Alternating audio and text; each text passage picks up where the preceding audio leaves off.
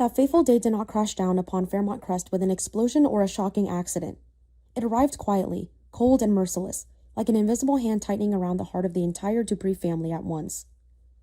In only a short span of time, everything that had once helped this great family stand firm against every storm began to shake at its very foundation.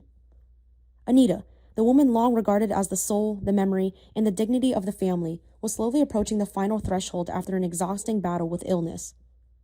At the same time, Jacob was moving deeper into the darkness of a dangerous mission, carrying on his shoulders responsibility, secrets, and promises to the future that had not yet been fulfilled.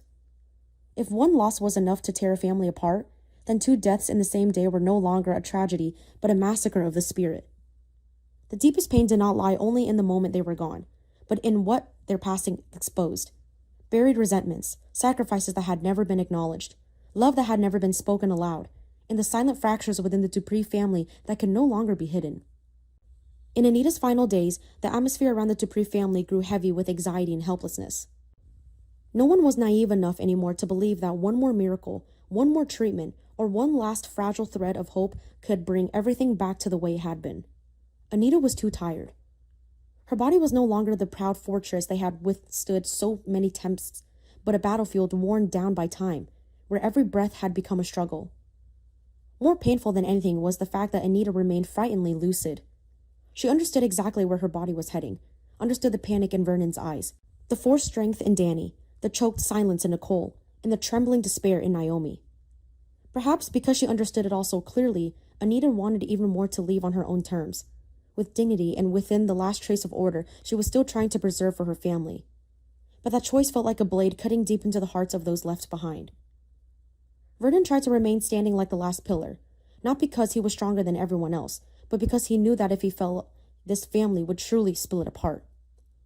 He moved between the hospital and its long, cold corridors, like the composed shadow of himself, saying what needed to be said, doing what had to be done, keeping everything in order to stop the world around him from completely collapsing.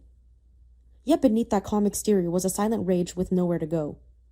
He was angry at fate for choosing Anita, angry at time for refusing them one more chance, angry at himself because in the end, all his experience, authority, and strength still could not save the woman he loved most.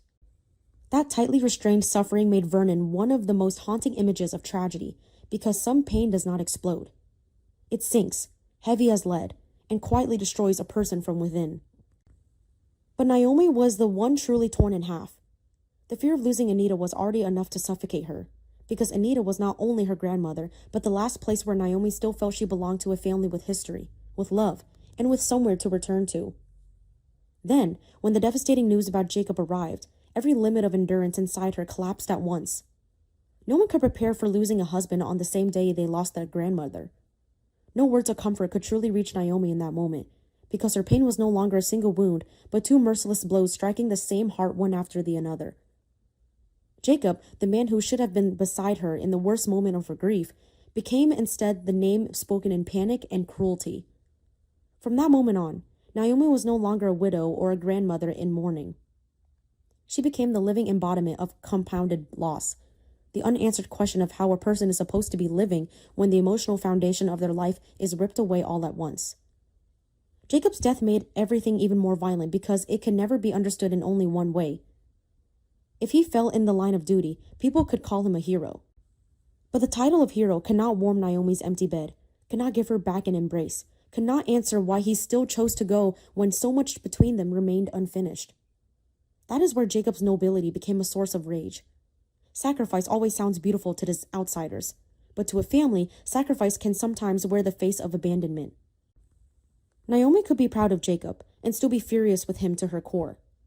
She could understand his duty and still never stop hurting because he chose obligation while their private life was still painfully incomplete.